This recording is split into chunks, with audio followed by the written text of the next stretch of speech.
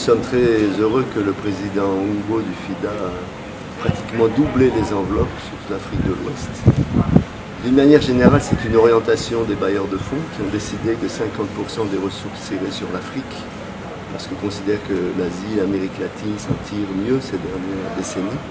Donc ça fait plus de ressources en Afrique. Et effectivement, tous les projets qui arrivent, vous avez entendu les chiffres avec le secrétaire général, avec mon collègue, c'est des chiffres importants.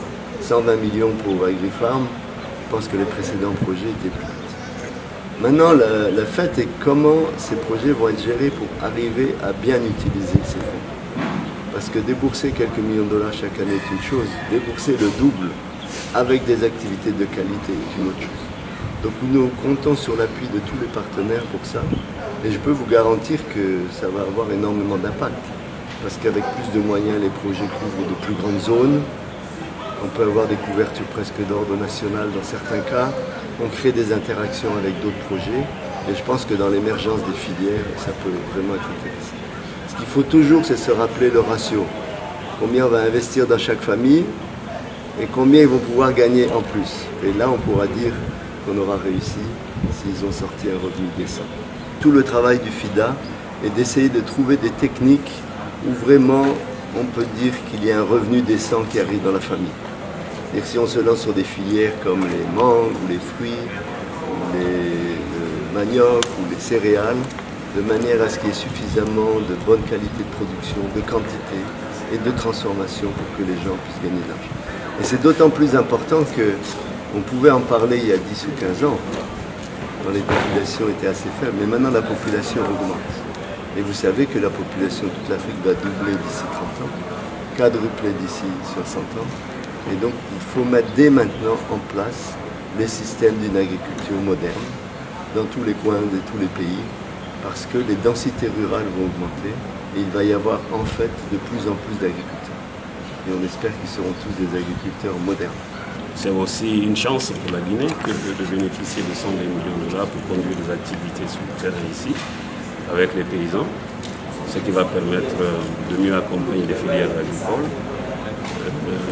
d'avoir un impact sur l'emploi des jeunes et de faire en sorte que les femmes soient plus autonomes dans notre pays.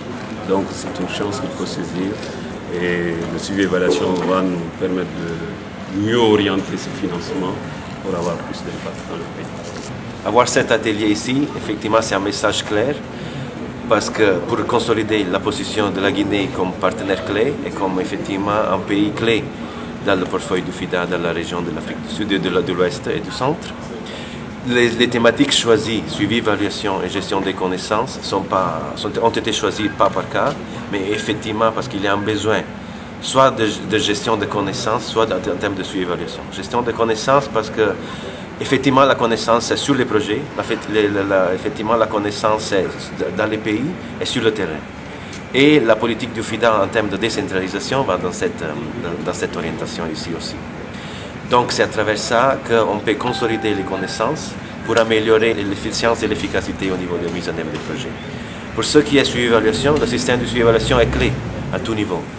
Les projets de tous les bailleurs, et aussi y inclut les projets FIDA, ont des problèmes effectivement en termes de suivi et évaluation des activités.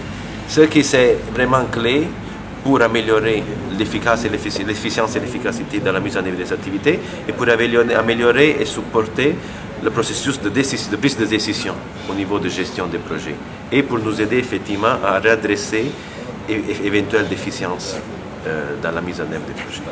Et on remercie beaucoup soit le gouvernement de la Guinée, soit le ministère de l'Agriculture et soit les équipes de projet on est grâce à eux effectivement qu'on est là. Le FIDA effectivement a une expérience et un partenariat avec la République de Guinée depuis 35 ans, c'est très consolidé.